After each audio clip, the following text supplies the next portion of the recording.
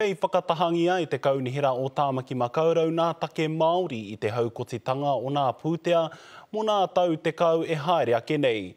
E ai ki te toi hau o te uepu tohu Māori o te kaunihera a David Taipari, ko te hiahia kia whakawhanaketia nā marae, take whare me nā hui whakawhanake i te ao ohanga Māori.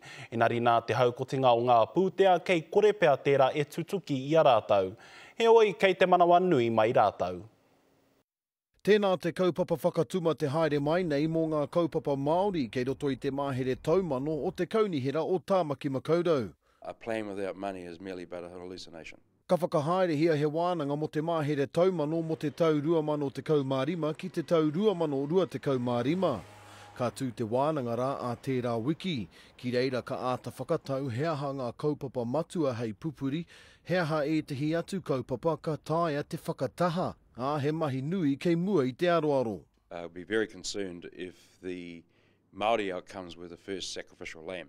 Everything's going to be put on the table. It's then up to us when we discuss Māori, when we discuss all our community, which ones are going to go into the draft for cuts. I tuku oati te koro matua Elaine Brown ki ngā kaipōti o Tāmaki, ka herea ngā pikinga utu reiti ki te 2.5 ōrau. He oi no tēnei oati kua he katoa te mahere o mua. I roto i te mahere taumano 2012 ki te tau 2002 te kaumārua, te tūponotanga ka piki ngā utu reiti ma te 4.5 ōrau kē. Katoa he whārau iwa te kau miliona tāra te hekenga utu mō ngā tau te kau kei mua i te aroaro ki te mau ki taua oati. Ko etahi o ngā kōwhiringa kei poroa, ko ngā kaupapa rori, ngā pāka, me ngā kaupapa āwhina i te hāpori. He oi e whakamaumahara ana a Taipari ki ngā pāinga o te tukanga manapori.